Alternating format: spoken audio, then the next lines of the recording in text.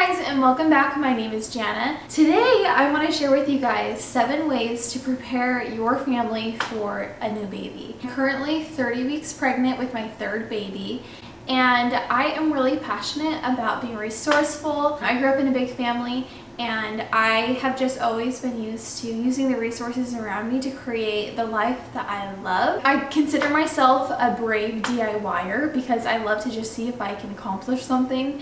I'm also a licensed cosmetologist, so I love to share hair tips and beauty tips and all that kind of stuff. Okay, so the first tip, give me a second because it's not going to make sense at first, but then it will. Then you'll see the whole vision. Number 4 is a good one, so stick around for that because I have something free I'm going to give you. So recently I have implemented this new planning in my schedule where I have specific mom days where I just do all of my mom stuff. I do laundry, I run errands, I clean my bathrooms, but I also have days like mom days where I specifically focus on slowing down and spending time with my kids. The days that I'm waiting for like the laundry to dry in the dryer, instead of being on my phone, I've been able to be a lot more present. These mom days have given me the chance to actually spend time teaching my kids how to do things.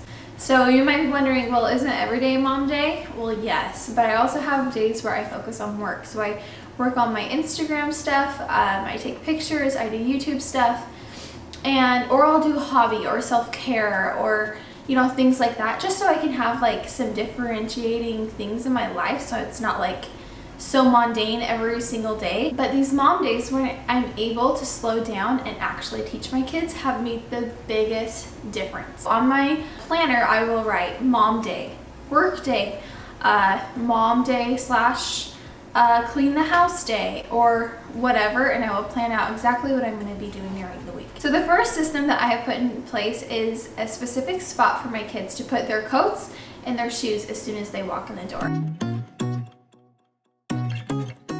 I was noticing that shoes would get like thrown everywhere all over the house. The kids would just take off their coats and leave them on the ground.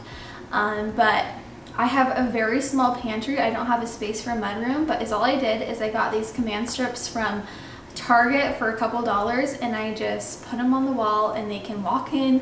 They know exactly where their coats go. They put their shoes in the shelf, or sometimes they just throw them in the closet, but that's so much better because I know where their shoes are. It just seems like they've been a lot more empowered knowing where their shoes are. That way when I say, hey, Talmadge, Maya, we're going to be leaving soon, can you go get your shoes? They will run over and get their shoes and bring them to me. They can reach their coats and bring them to me, and it has made a world of difference. So even if you don't have like a specific mudroom, try to find somewhere in your house where you can just set up just an area where they know where their stuff goes. That has been huge.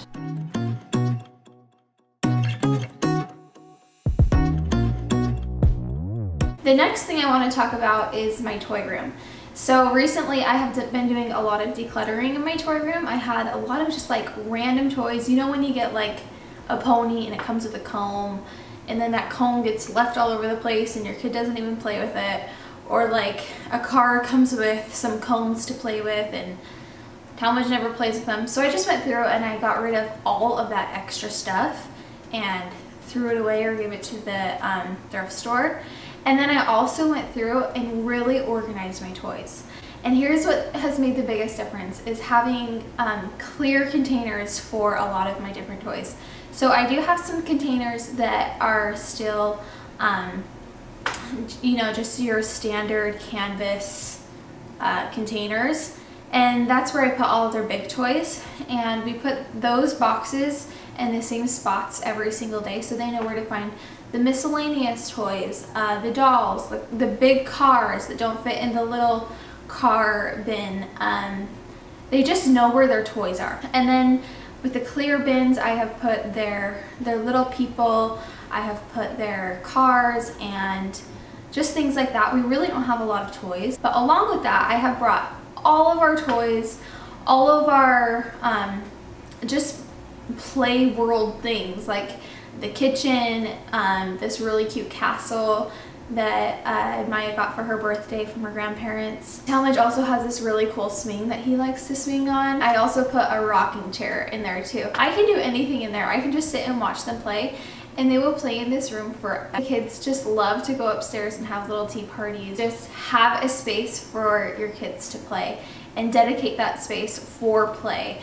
And it doesn't have to be the cutest thing ever, but it needs to feel welcoming and it needs to be organized. And it all wraps up into having an organized playroom where your kids can go play, because that's going to make the world of difference. The next thing is setting up my bathroom so that my kids can easily wash their hands by themselves. As soon as we get home from like running errands or being at church or going on a play date, I always say, okay kids, go wash your hands. Or after dinner, Maya always likes to go wash her hands. So I've got stools in all the bathrooms so that they can reach the soap, they can reach the water, and they can wash their hands by themselves. Because with this big belly, I can't be picking them up and laying them over the sink anymore. So this has made them so much more self-sufficient, and like I tell you, it's the littlest thing, but it's made the biggest difference. We also have one in our kitchen so that they can reach and help unload the dishwasher. This is something that Maya loves to do. And honestly, she is so good at it. She knows where all the cups, all the pans, and the silverware goes, and she matches them. And Talmadge also helps a lot with this as well. Good job. A big feeling. Look. I know, that's awesome. Can you take them over there?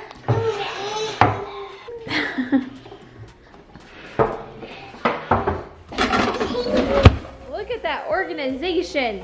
Good job. And I've just noticed that she just feels like so much more happier when she's able to help, because she knows that we appreciate her doing that.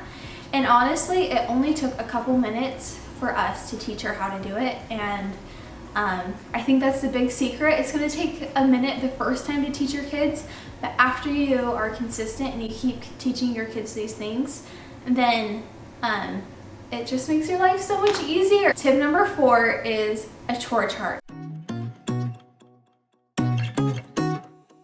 So I actually just newly started incorporating this chore chart into our lives.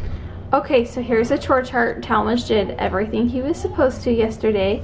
Maya, she's not as into it as I thought she would be. I think she's a little bit young, but we just kind of do it for fun. So this is make your bed.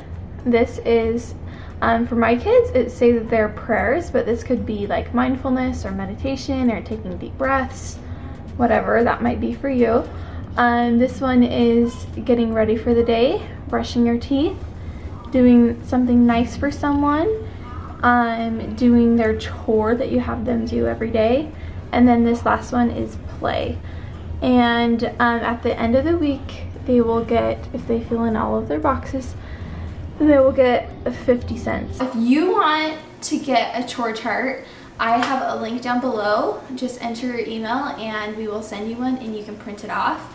I printed mine off on cardstock, and then they actually laminated it there for me for only $2. So I just had them laminate it, and my kids are just gonna check it off with a dry erase, a marker every single week. You know, I don't think I'm gonna be super strict if they get every single thing done because they're super young still. But as they get older, I will definitely, and the more money that they are earning, I will be a lot more strict. I really like this because if you follow Simply on Purpose, she has a whole economy program teaching your kids how to not be entitled. And it sounds weird to pay your kids to do chores around the house, but how often do we go to the store and our kids want something and we finally give in and say okay? But if our kids are earning their own money and we go to the store and say, hey, yeah, next time we'll bring your money and you can buy it yourself, then I feel like that totally outweighs the entitlement of them doing their chores and getting paid rather than just buying them every single thing. The next thing is teaching my kids how to take care of their own clothes.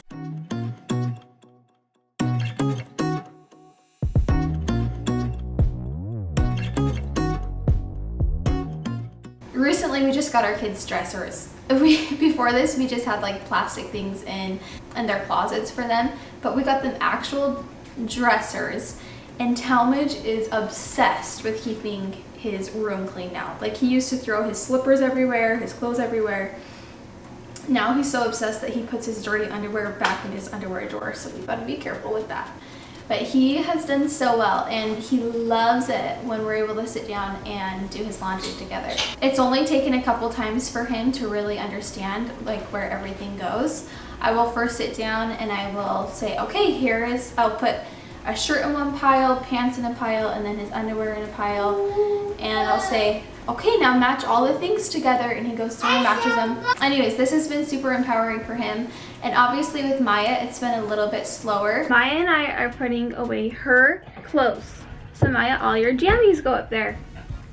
And the top one, here's these ones.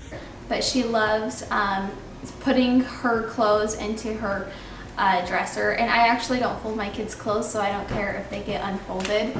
And it's just been awesome, you guys. Another big thing that I have done recently is put snacks down low. If you've seen my morning routines, you know that I keep snacks in very low places so that in the mornings, if I am so tired, especially being 30 weeks pregnant, my kids are able to go downstairs, able to get themselves a cheese stick or an apple or a granola bar or something like that, and they're able to get themselves something started. And that has been super nice for me. I don't end up sleeping very long, but even if I'm able to just lay in bed for a couple, like 5 more minutes, I am like feeling good. So really, I think the biggest thing is just slowing down just enough that you're not always in a rush, and you can actually teach your kids things when things actually come up. Those are my tips for you guys. Don't forget to check out my morning routine. That might give you a couple other little tips as well. So thanks for watching, and we'll see you guys in my next video. Bye!